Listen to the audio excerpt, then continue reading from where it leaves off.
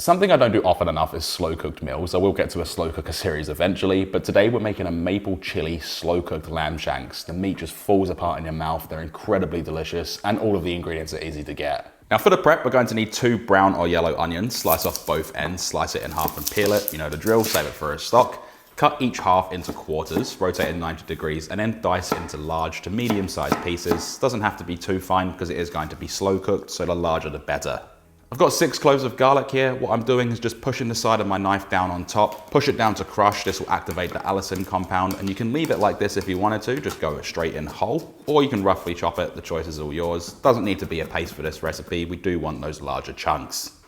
Towards the end, we're going to need some rainbow chard or Swiss chard, also known as silver beet in Australia. What I have here is 1 bunch worth, and we want to remove the stem. You can save that for another dish, chop it up, put it in stir fries, stuff like that. But we actually want the leaves for this recipe, and it might look like a lot, but if you've ever cooked any leafy greens, or especially spinach, you'll know that it cooks down to pretty much nothing, and that's exactly what's going to happen with this.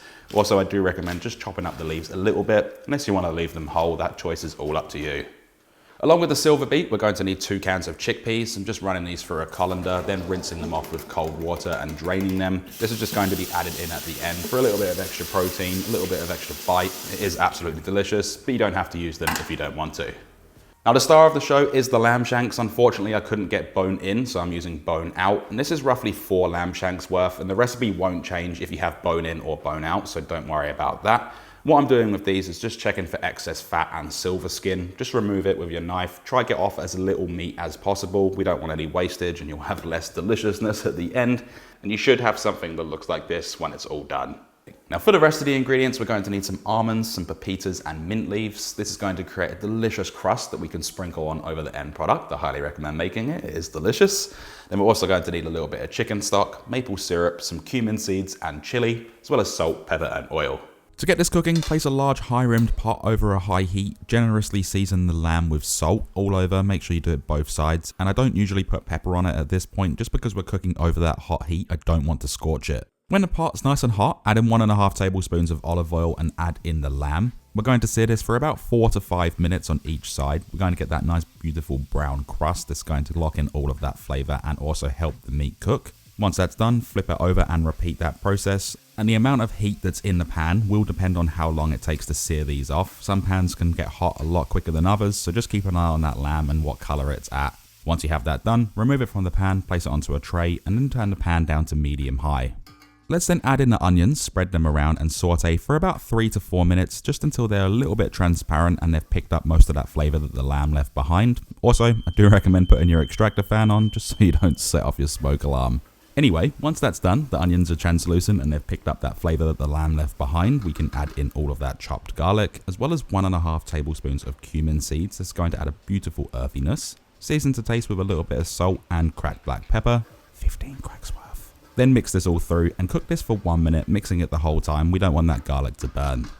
To make the sauce, add in 1 litre or 4 cups of chicken or vegetable stock. I do recommend using chicken for this. 1/3 of a cup or 80 milliliters of maple syrup for that little bit of sweetness. And 1 teaspoon of dried chili flakes, which is optional, but if you do add them, it does add a little bit of heat that's not over the top. Once that's all in, mix it all around, allow those flavors to become friends and bring that up to a boil. And once it is at a boil, we can start adding the lamb back in, along with any resting juices on that tray. Now let that come back up to a boil, then place on a lid, turn it off the heat and transfer it to an oven that's at 200 degrees Celsius or 390 degrees Fahrenheit. We're going to roast this or braise it for about 2 hours until that lamb is completely tender.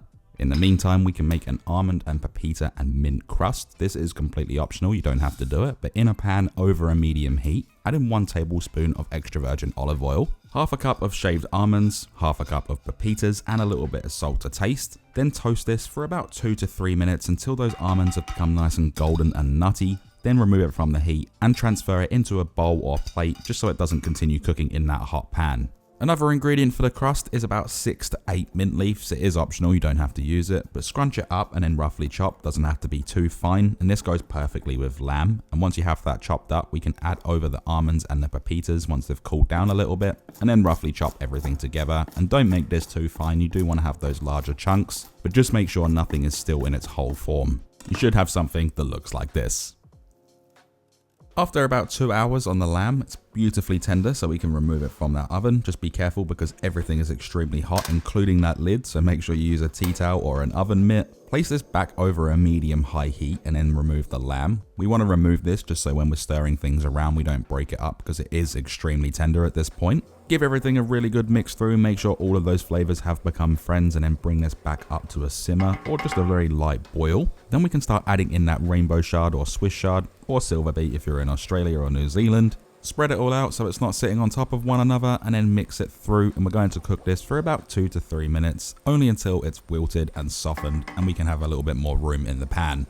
Add in the drained chickpeas and again mix everything through. We're going to cook this for about 2 minutes now just to get that heat in everything. Allow that sauce to reduce down a little bit, and if you find it has become too dry, I do recommend just topping it up slightly with a little bit more chicken stock, but you shouldn't have to do that. Add the lamb back in to get heat through it again, check it for seasoning, and then remove it from the stovetop. And I'm serving mine with a little bit of mashed potato that I had left over from another dish that I made, but you can serve this with whatever you want. And I do have mashed potato videos on the channel already if you want to see how I make mine. Add over those leafy greens and the chickpeas, and I recommend about 2 fillets of lamb if you're going boneless, or obviously 1 lamb shank if you've got the bone in. Top it off with any of that delicious sauce. Make sure you get it all over everything. You want all of that flavor in there, and a couple of little chickpeas can come along too. Then top it off with that almond, pepita and mint mix that we made, and a little bit of cracked black pepper. 5 cracks worth. What we've just created is this maple chili lamb shanks. It looks delicious, it smells incredible, and I cannot wait to try it. And with everything said and done, there is only one thing left to do, and that is, of course, we can then dig in. Everything about that is absolutely delicious. The meat just melts in your mouth. It's packed with flavor, it's juicy, and then you got that little bit of heat from the chili, which is of course optional, the earthiness on the cumin, and a little bit of sweetness from that maple syrup. Everything about that is absolutely delicious.